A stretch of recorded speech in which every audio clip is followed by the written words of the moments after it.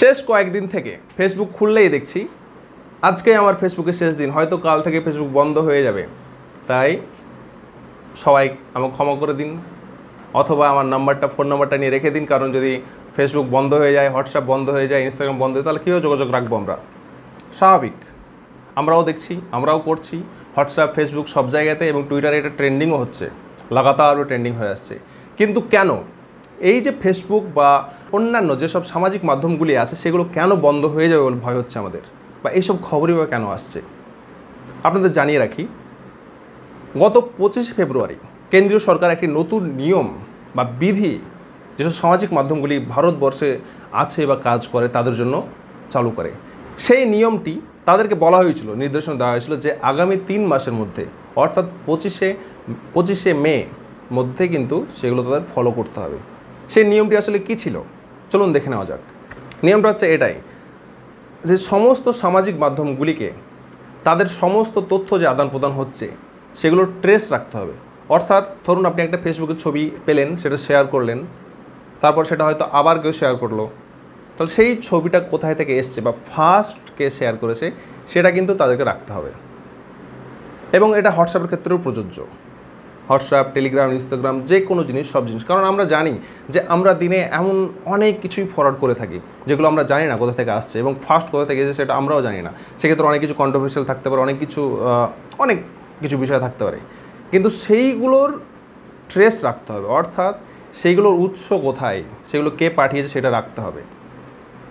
যদি এটা 6 মাসের জন্য রাখতে হবে, এবং কেন্দ্রীয় সরকার যদি বলে যে একটা মেসেজ দিয়ে যে এই মেসেজটা ফার্স্টকে পাঠিয়েছে, তার ডিটেলস চাই, তাহলে কিন্তু দিতে হবে।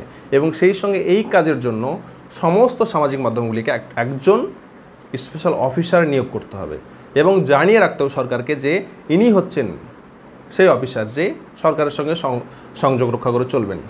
তাহলে আপনারা আশা করি বুঝতে পারছেন যে বিষয়টি হচ্ছে যে সমস্ত কিছু, যদি কিছু জিনিস, কোনো বিতর্কিত জিনিস বা যাই হোক না কেন, সেক্ষেত্রে যদি মনে হয় সরকার চাইলে কিন্তু বলতে পারে যে আচ্ছা এই মেসেজটা ফার্স্ট কে পাঠিয়েছিল, এই মেসেজটা কে পাঠিয়েছিল, দাবি করতে পারে।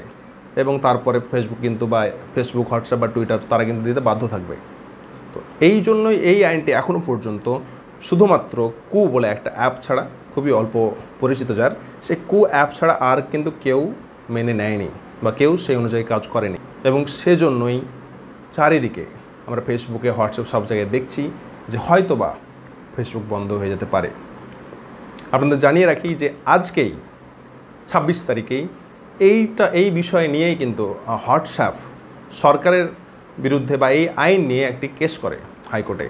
যে কেসে তারা দাবি করে যে এই আইনের মধ্যে যে নতুন যে আইটি বিধিমালা দিয়েছে সরকার, নীতিমালা সরকার দিয়েছে, সেই আইনের মধ্যে সংবিধানের একটি ধারা খর্ব করা হয়, যাতে মানুষের জীবনের রক্ষার অধিকার এবং তাদের যে ব্যক্তিগত যে অধিকার আছে, মৌলিক অধিকার, সেটা ক্ষুণ্ণ করা হয়।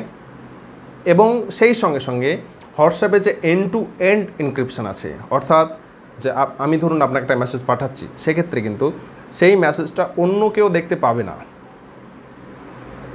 অর্থাৎ আমি পাঠালাম একজনকে, সেই দেখতে পাবে, মাঝে আর কেউ দেখতে পাবে না। সেই যে সুবিধাটা আছে সেটার কিন্তু কাজ থাকবে না কোনো।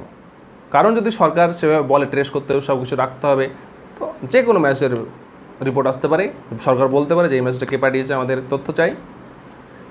এই দাবি করে হোয়াটসঅ্যাপ কিন্তু হাইকোর্টে গেছে এবং বলেছে যে এইটা সংবিধান বিরোধী, বা এর বিরুদ্ধে তারা কেস করেছে। তো এ নিয়ে কী হবে না হবে সেটা পরের ব্যাপার। তো আপাতত যাই হোক, ফেসবুক বা হোয়াটসঅ্যাপ বা ইনস্টাগ্রাম বা ইউটিউব কিছুই বন্ধ হয়ে যায়নি, কারণ আপনারা এই যে ভিডিওটি দেখছেন সেটা কিন্তু সেই প্ল্যাটফর্মে দেখছেন। এবং যদি বন্ধ হয়ে যেত তাহলে আমাদের চ্যানেলও কিন্তু বন্ধ হয়ে যেত। তো আশা করি বুঝতে পারছেন এবং আশা করি বুঝতে পেরেছেন বিষয়টা কী। এবং যদি এই ভিডিও ভালো লেগে থাকে, যদি মনে হয় ইউজফুল, তাহলে ভিডিওটি লাইক করুন, শেয়ার করুন, কমেন্ট করুন, এবং আরও কোন কোন বিষয়ে আপনাদের তথ্য চাই সেগুলো নিয়ে আমাদের জানান। সবাই ভালো থাকুন, সুস্থ থাকুন এবং নিরাপদে থাকুন।